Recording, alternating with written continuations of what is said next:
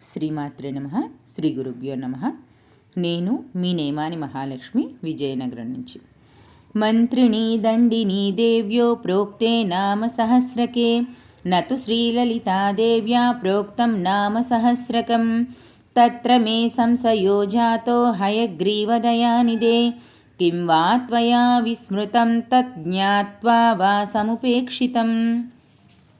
మంత్రిని దండిని దేవతల యొక్క సహస్రనామములు విడివిడిగా చెప్పబడినవి, కానీ శ్రీ లలితాదేవి యొక్క సహస్రనామములు చెప్పబడలేదు.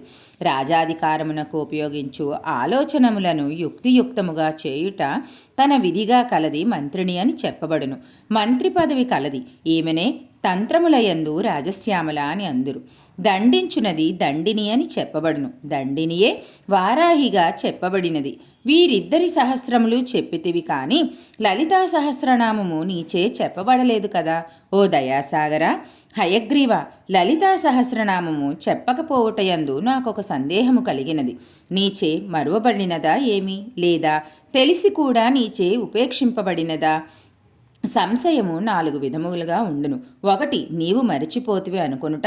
2 సర్వజ్ఞుడవగు నీకు మరపు ఎట్లు. 3 మరపు లేకుండా తెలిసినను ఉపేక్షించితివేమో. 4 ఇష్టకార్యములయందు ప్రవర్తింపక అనిష్టకార్యముల నుండి నివర్తింపక ఉదాసీనుడుగా ఉండుట. రెండింటియందు ఉదాసీనుడుగా ఉండుటయే ఉపేక్ష.